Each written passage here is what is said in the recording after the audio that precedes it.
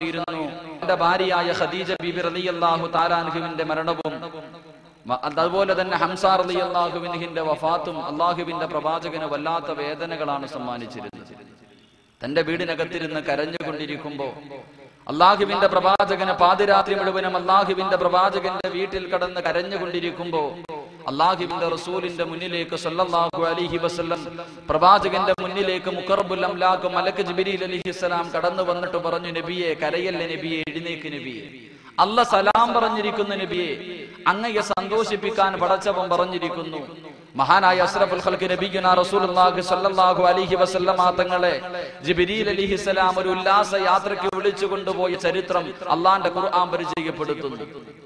അല്ലാഹുവിന്റെ പരിശുദ്ധ ഖുർആനിൽ അല്ലാഹു പറയുന്നു, സുബ്ഹാനല്ലദീ അസ്റാ ബിഅബ്ദിഹി ലൈലൻ മിനൽ മസ്ജിദിൽ ഹറാം. അല്ലാഹുവിന്റെ പരിശുദ്ധ ഖുർആനിൽ അല്ലാഹു പരിചയപ്പെടുത്തുന്നു ഇസ്റാഉം മിഅ്റാജും എന്ന് പറയുന്ന ഒരു അത്ഭുതകരമായ യാത്രയെക്കുറിച്ച് പരിചയപ്പെടുത്തുമ്പോൾ അതാ ഈന്തപ്പന പോലകൾ കൊണ്ട് നെയ്തിരിക്കുന്ന തന്റെ കുടിലിൽ കിടന്ന് പൊട്ടിക്കരഞ്ഞുകൊണ്ടിരിക്കുന്ന പ്രവാചകന്റെ മുന്നിലേക്ക് അതാ ജിബ്രീൽ അലൈഹിസ്സലാം കടന്നു വന്നിട്ട് പറയുകയാണ്, യാ റസൂലല്ലാഹ്, കരയല്ല നബിയേ, കരയല്ല നബിയേ, അങ്ങയോട് പടച്ച റബ്ബ് സലാം പറഞ്ഞിരിക്കുന്നു നബിയേ, അങ്ങയെ സന്തോഷിപ്പിക്കാൻ പറഞ്ഞിരിക്കുന്നു നബിയേ, അങ്ങയുടെ വീടിന്റെ വെളിയിലേക്ക് ഇറങ്ങി നോക്ക് നബിയേ, വാഹനം തയ്യാറായിരിക്കുന്നു നബിയേ, നമുക്ക് അല്ലാഹുവിന്റെ സന്നിധിയിലേക്ക് പോകാൻ നബിയേ. അല്ലാഹുവിന്റെ പ്രവാചകനെ വിളിച്ചുകൊണ്ടതാ അതാ ജിബ്രീൽ അലൈഹിസ്സലാം കടന്നു പോവുകയാണ്. ആകാശത്തിന്റെ ഓരോ കവാടങ്ങൾ കിടക്കുമ്പോഴും ഒന്നാൻ ആകാശത്തിൽ ആദം നബി അലൈഹിസ്സലാം കാത്തു നിൽക്കുകയാ. അല്ലാഹുവിന്റെ പ്രവാചകനെ സലാം പറഞ്ഞു സ്വീകരിക്കുകയാണ്. പ്രവാചകനെ സലാം പറഞ്ഞു സ്വീകരിക്കുകയാ. വിശേഷങ്ങൾ അന്വേഷിക്കുകയാണ്. അതാ രണ്ടാമത്തെ ആകാശത്തിലേക്ക് കടന്നു പോകുമ്പോൾ അല്ലാഹുവിന്റെ പ്രവാചകൻ നൂഹ് നബി അലൈഹിസ്സലാമിനെ കണ്ടുമുട്ടുകയാ. നൂഹ് നബി അലൈഹിസ്സലാമിനെ കണ്ടുമുട്ടുകയാ. ഇബ്രാഹിം നബി അലൈഹിസ്സലാമിനെ കണ്ടുമുട്ടുകയാ. മൂസാ നബി അലൈഹിസ്സലാമിനെ കണ്ടുമുട്ടുകയാണ്. ആകാശത്തിന്റെ ഓരോ കവാടങ്ങൾ കിടക്കുമ്പോഴും പ്രവാചകന്മാരെല്ലാം പുഞ്ചിരിക്കുന്ന മുഖത്തോടെ സന്തോഷത്തോടെ സലാം പറഞ്ഞു സ്വീകരിക്കുകയാ. അതാ അല്ലാഹുവിന്റെ ആകാശത്തിന്റെ ഓരോ കവാടങ്ങളിലും മലക്കുകളെല്ലാം പുഞ്ചിരിക്കുന്ന മുഖത്തോടെ അല്ലാഹുവിന്റെ പ്രവാചകനെ വരവേൽക്കുകയാണ്. എല്ലാവരും പുഞ്ചിരിക്കുന്ന മുഖത്തോടെ അല്ലാഹുവിന്റെ റസൂലിനെ സ്വീകരിക്കുമ്പോൾ ലോകത്തിന്റെ നായകൻ നോക്കുമ്പോഴതാ ഒരു മലക്ക് മാത്രം ഇരുന്ന് കരയുകയാണ്. എല്ലാ മലക്കുകളും പുഞ്ചിരിക്കുന്ന മുഖത്തോടെ സ്വീകരിക്കുമ്പോൾ സ്വർഗത്തിലതാ ആകാശത്തിന്റെ കവാടത്തിന്റെ ഓരത്ത് അതാ ഒരേ ഒരു മലക്ക് മാത്രം ഇരുന്നിട്ട് തേങ്ങി തേങ്ങി കരയുകയാണ്. അല്ലാഹുവിന്റെ പ്രവാചകൻ ജിബ്രീലിനോട് ചോദിക്കുകയാണ്, അല്ലയോ ജിബ്രീൽ, ആരാണ് ജിബ്രീലേ ആ മലക്ക്? എല്ലാവരും സന്തോഷിക്കുമ്പോൾ മാറിയിരുന്ന് കരയുന്ന മലക്കേതാ? അല്ലാഹുവിന്റെ റസൂൽ ചോദിക്കുമ്പോഴതാ ജിബ്രീൽ പറയുന്നു, യാ റസൂലല്ലാഹ്, അത് മീകായിൽ എന്ന മലക്കാണ് നബിയേ. ജിബ്രീൽ അലൈഹിസ്സലാം മീകായിൽ എന്ന മലക്കിനോട് ചോദിക്കുകയാണ്, എല്ലാവരും പുഞ്ചിരിക്കുന്ന മുഖത്തോടെ പ്രവാചകനെ സ്വീകരിക്കുമ്പോൾ എന്തേ നീ മാത്രം ഇരുന്ന് കരയുന്നത്? എന്തേ നിന്റെ മുഖത്തൊരു പുഞ്ചിരിയില്ലാത്തത്? അല്ലാഹുവിന്റെ റസൂലിനെ കണ്ടിട്ട് എന്തേ ഒരു സന്തോഷമില്ലാത്തത്? ആ അവസരത്തിൽ അതാ ജിബ്രീൽ അലൈഹിസ്സലാമിനോട് മീകായിൽ എന്ന മലക്ക് പറയുകയാ, അല്ലയോ ജിബ്രീൽ, അല്ലാഹുവിന്റെ പ്രവാചകനെ കാണണമെന്ന് വല്ലാത്ത മോഹമാ, അല്ലാഹുവിന്റെ പ്രവാചകനെ കാണണമെന്ന് വല്ലാത്ത ആഗ്രഹമാ. അല്ലാഹുവിന്റെ റസൂലിനെ കാണുമ്പോൾ ഞാൻ പുഞ്ചിരിക്കുന്നുണ്ട് ജിബ്രീൽ, പക്ഷേ ഞാൻ ചിരിക്കുന്ന സമയത്ത് എന്റെ കണ്ണിൽ നിന്ന് കണ്ണിനീരറിയാതെ വരികയാണ് ജിബ്രീൽ. അതാ മീകായിൽ എന്ന മലക്ക് പറയുമ്പോൾ അല്ലാഹുവിന്റെ പ്രവാചകൻ ചോദിക്കുന്നു, മീകായിലേ, എന്തേ നീ ചിരിക്കുമ്പോ നിന്റെ കണ്ണ് നിറയുന്നത്? എന്തേ നീ ചിരിക്കുമ്പോ നിന്റെ കണ്ണിൽ നിന്ന് കണ്ണുനീര് വരുന്നതെന്ന് അല്ലാഹുവിന്റെ പ്രവാചകൻ മീകായിൽ എന്ന മലക്കിനോട് ചോദിക്കുമ്പോൾ അവിടെന്ന് പറയുന്നു, യാ റസൂലല്ലാഹ്,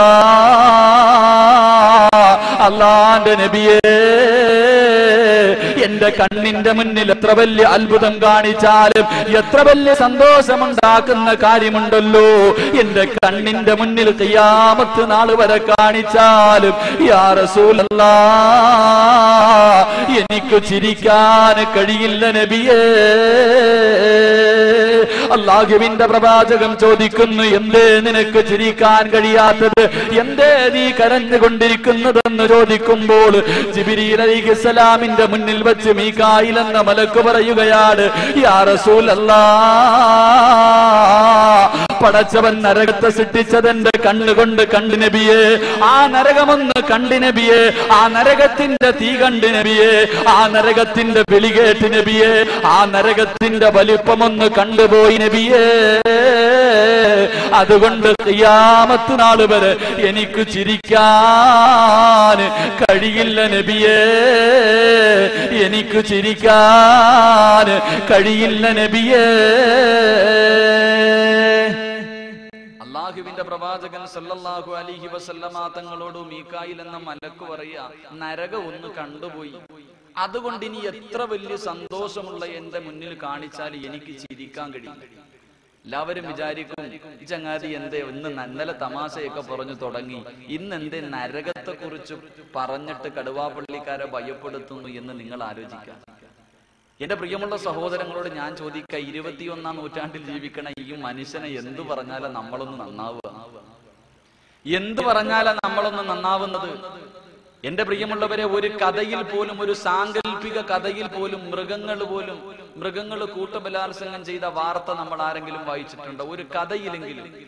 പക്ഷേ മനുഷ്യൻ ഇന്ന് കൂട്ടബലാത്സംഗം ചെയ്യുന്ന കാലം.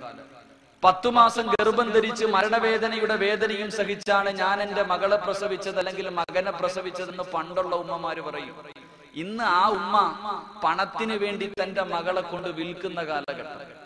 സ്വന്തം ഉപ്പയ്ക്ക് തന്റെ രക്തത്തിൽ പിറന്ന മകളെ കാണുമ്പോ തിരിച്ചറിയാൻ പറ്റാത്ത കാലഘട്ടം.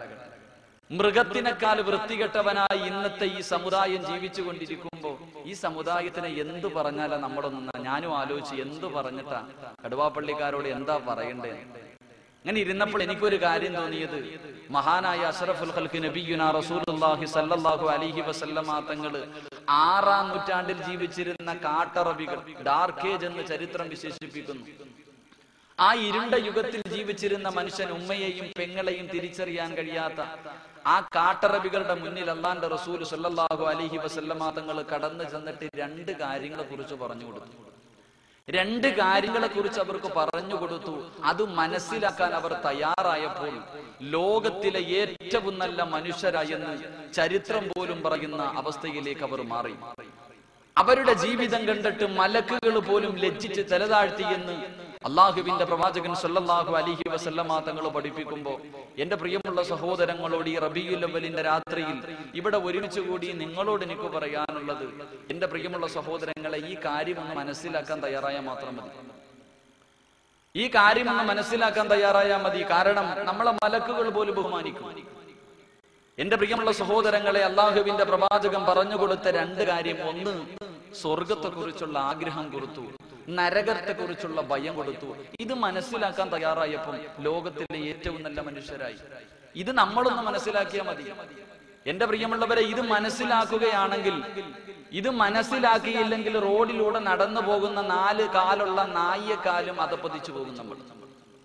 ഇത് മനസ്സിലാക്കാൻ നമ്മൾ തയ്യാറായ അള്ളാഹുവിന്റെ പ്രവാചകൻ സല്ലല്ലാഹു അലൈഹി വസല്ലമ തങ്ങൾ ഇസ്രാഇന്റെയും മിഅ്റാജിന്റെയും രാത്രി കടന്നു പോയപ്പോ ഒരു സ്ഥലത്തെത്തിയപ്പോൾ ജിബ്രീൽ പറഞ്ഞു, നബിയെ, ഇനി അങ്ങോട്ട് എനിക്ക് നടക്കാൻ കഴിയില്ല. ഇനി ഒരു കാലെടുത്ത് മുന്നോട്ട് വെച്ചാൽ എന്റെ കാര്യത്തിൽ തീരുമാനമായി, എനിക്കിനി നടക്കാൻ കഴിയില്ല. മഹാരഥന്മാരായ പണ്ഡിതന്മാർ പറയുന്നു, യഅനി തഖദ്ദം യാ ഹബീബി ലാ തഖാഫ് അബ്ശിർ തുനാദി റബ്ബകൽ ഖയ്യൂമാ സല്ലു അലൈഹി വസല്ലിമു തസ്ലീമാ.